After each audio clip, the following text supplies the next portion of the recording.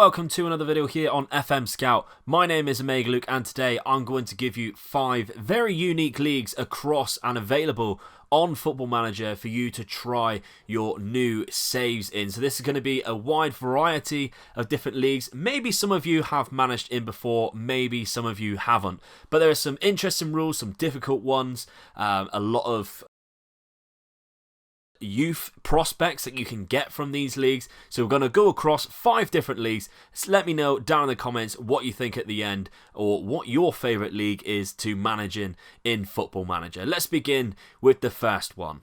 Okay, so first up here we have the Mexican First Division, the highest ranked league in Central and North America. So many games to be played in the league, with the league splitting into an opening and a closing stage. So the league basically happens twice a year from what I understand. Anyone more familiar with the league itself, please let me know down in the comments whether one is more prestigious than the other or how that eventually works. Matchday squad requires 9 players Mexican born, so they are looking for some homegrown talent. But the one thing that puzzled me was that there is 19 teams in the opening stage and 18 in the closing stage. So I'm wondering whether one team is relegated to the second division after the opening stage.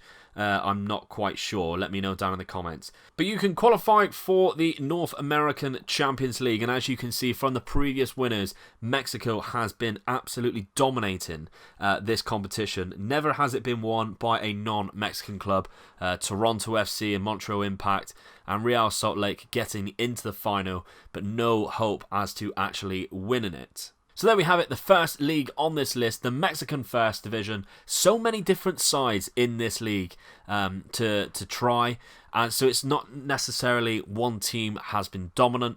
A lot of different sides have won this league, and it's very difficult to win. So if you ask me, it's a good solid league to have a go with. You might not dominate domestically for a while, but it is a lot of competition, which I really enjoy, and the fact that it is a very good for continental competition. If you wish to get one of those Champions Leagues, maybe to start off your Pentagon Challenge, Mexico is definitely one of those countries you can start off with. Next up on this list, we have the Northern Irish Premier Division, the Danske Bank Premiership.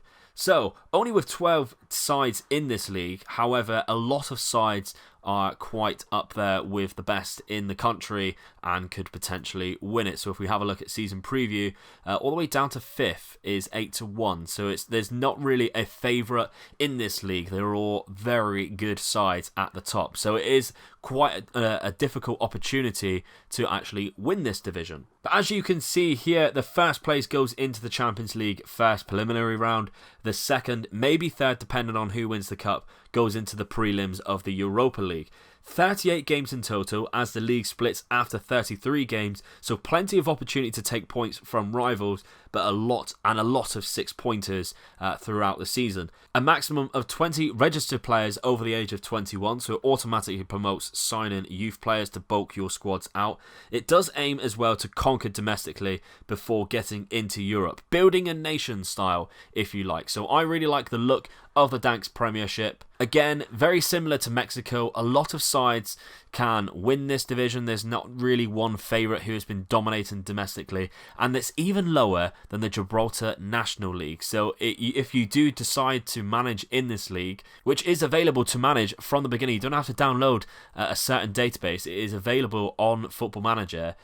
You can really pick a side and build a nation and bring Northern Ireland up through the competition reputation as well, and maybe get yourself into the Champions League eventually, which of course you'll start to dominate the league, building a nation style and build the rest of the division up by selling and keeping all the good players in the same league. Third league on this list is the South Korean division. Obviously we have the K-League 1 and the K-League 2.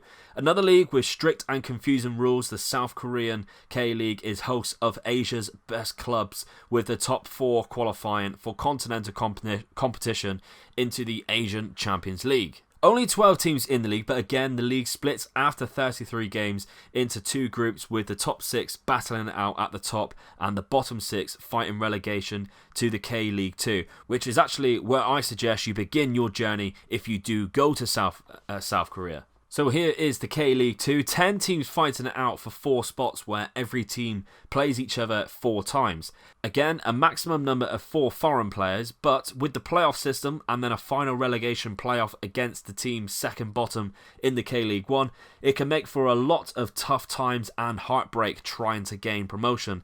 So there's a lot of fun choices here. My recommendation is Busan, which is a club that I recently highlighted in a previous video not so long ago in the Fallen Giant video, and try and bring them back to continental success.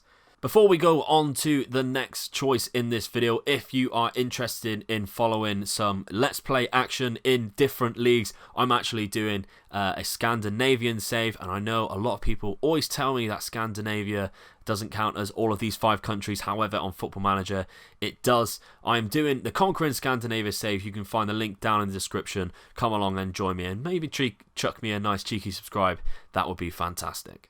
The penultimate league on this list, though, is the Argentine Premier Division. A lot of people, when I did this video in 2019, suggested the Argentine Premier Division if you so enjoyed the Brazilian league, which I highlighted in that video. And to be honest, the only reason why I didn't put the Argentine Premier Division on last year's video was simply because I put the Brazilian one on, and they're quite similar, the structure, going into the South American Copa Libertadores or the Copa Sudamericana. So 24 teams, a tough league with roughly about 8 to 10 very good sides in there. There are some strange formations that you will come up against as well, limited budgets, and of course the chance to get some of those incredible new gens and the challenge of holding on to them against the big European giants. Every team only plays each other once throughout the 8 months that the season goes on, with a huge amount of chances to qualify for continental competitions, including the Copa Libertadores filling out those first 6 positions, and the Sudamericana following the next 6, which is the equivalent of the Europa League